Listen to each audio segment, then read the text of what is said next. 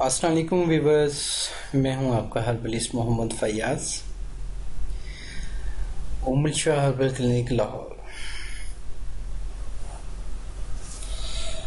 مجھے کافی calls SMS meals آتی ہیں کہ حکیم صاحب کہ اگر شادی کی رات مسز کی شرمگاہ سے خون نہ نکلے تو اس کا کیا مطلب ہوتا ہے۔ ایک بڑا پیچیدہ ٹاپک ہے، تو میں نے سوچا اس پہ ایک ویڈیو بنائی جائے کہ آپ کو مکمل رہنمائی مل سکے۔ تو ویڈیو کی جانب جانے سے پہلے میری آپ لوگوں سے ایک پرسنل ریکویسٹ ہے کہ جن لوگوں نے میرا چینل سبسکرائب نہیں کیا تو کائنڈلی وہ میرے چینل کو ضرور سبسکرائب کریں تاکہ میری ہر آنے والی ویڈیو آپ تک پہنچی رہے۔ بہت شکریہ، جزاک اللہ۔ تو آتے ہیں ٹاپک پہ۔ ٹاپک ہے جی شادی کی رات اگر یوٹرس سے وجینا سے بلڈ نہ نکلے، عورت کی شرمگاہ سے بلڈ نہ نکلے تو اس کا کیا مطلب ہوتا ہے۔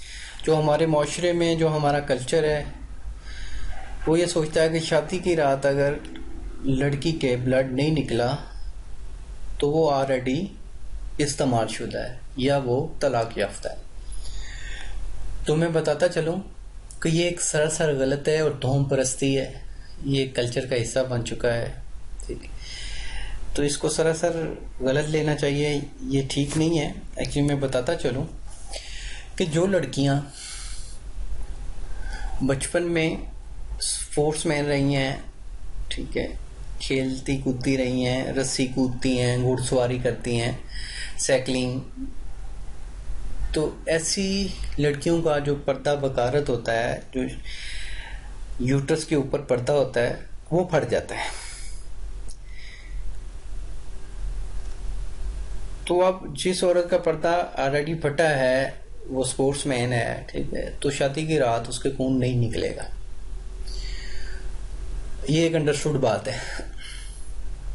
اب جو عورت سپورٹس مین نہیں ہے، وہ لیزی ہے، جسٹ گھر کے کام کرتی ہے، اتنی ہارڈ ورک نہیں ہے، تو اس کے خون نکلتا ہے، ٹھیک ہے۔ اور بعض عورتوں کے نکلتا ہی نہیں ہے، یہ ایک اللہ تعالیٰ کا عمل ہے کہ بعض عورتیں نہ کھیل کود کرتی ہیں اور نہ اتنا ہارڈ ورک کرتی ہیں، تو اس کے باوجود بھی ان کا کوئی یوٹرس سے خون نہیں نکلتا۔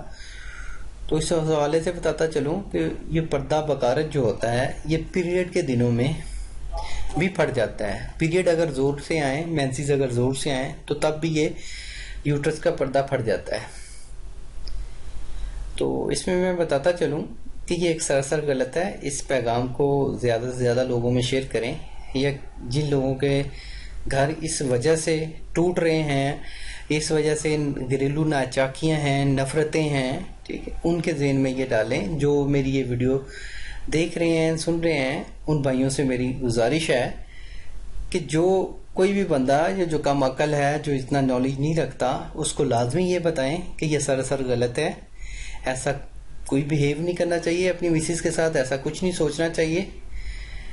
جو ایک انڈرسٹوڈ بات میں نے کی ہے، یہ طبی تحقیق ہے، یہ میں کوئی اپنے پاس سے بات نہیں کر رہا ہوں، یہ ایک طبی تحقیق ہے۔ جتنے بھی ڈاکٹرز ہیں، جتنے بھی طبی ماہرین ہیں، ٹھیک ہے، وہ اسی بات پہ ہی اتفاق کرتے ہیں جو میں نے بات آپ کو کہہ دی ہے۔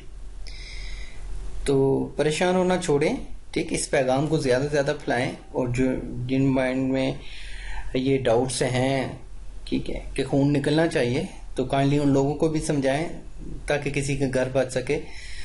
تو اس نیکی کے کام کو پھیلائیں جتنا ہو سکتا ہے۔ تو انشاءاللہ ایک نئی ویڈیو میں ملیں گے، تو تب تک کے لیے اجازت۔ اللہ آپ کا حامی و ناصر ہو۔ اللہ حافظ۔